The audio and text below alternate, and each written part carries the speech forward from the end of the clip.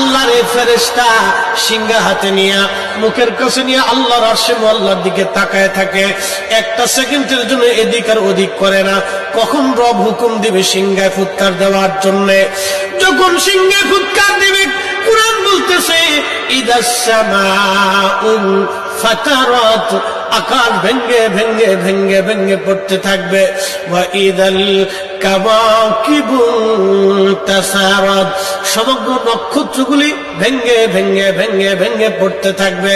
ওয়া ইদাল বিহারু ফুজ্জিরাত, সমুদ্রের তলদেশ উদ্দোলিত হয়ে যাবে, সমগ্র পানিগুলি পৃথিবীর উপরে আছাড় মারবে, আর ধুয়ে পাইলে সব পৃথিবীবাসীকে নিয়ে যাওয়া হবে। ওয়া ইদাল কুবুরু বুসিরাত, কবরের ভিতরে যাহা আছে সব আমার মালিক আমার রব বের করে দিবে। কবর থেকে মানুষ বের হইয়া সেই দিন হাসরের ময়দানের দিকে দৌড়াইতে থাকবে, সবাই উলঙ্গ থাকবে, কিন্তু আমার নবীকে আল্লাহ 70,000 ফেরেশতা বেষ্টন করাইয়া জান্নাতের পোশাক পরাইয়া মহাসম্মানে ফেরেশতারা মিছিল দিয়ে দিয়া আমার নবীকে হাসরের ময়দানে মাকামে মাহমুদে বসাবে। একবার জোরে বলা যাবে আল্লাহু আকবার। বাজান মুসলমান, খুব মনোযোগ দেন।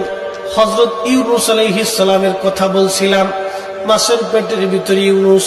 চিন্তা করলেন মরে গেলাম না বেঁচে আছি, লাড়াচাড়া দিয়ে দেখলেন না বেঁচে আছি, দাঁড়াই গেলেন খোদার পয়গম্বর, দাঁড়াই দিয়ে সেজদার মধ্যে পড়ে গেলেন, মাছের পেটের মধ্যে সেজদার মধ্যে পড়ে বলতেছে লা ইলাহা ইল্লা আনতা সুবহানাকা।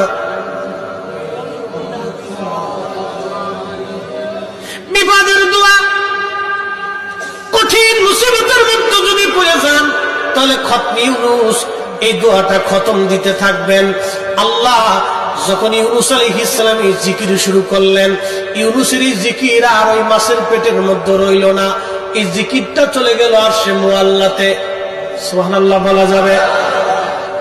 আরশে মুআল্লার পাশে এই জিকিরগুলি চারপাশ দিয়ে ঘুরতেছে। আরশে মুআল্লাহ ধরে রাখছেন 4 জন ফেরেশতা কাঁধে করে।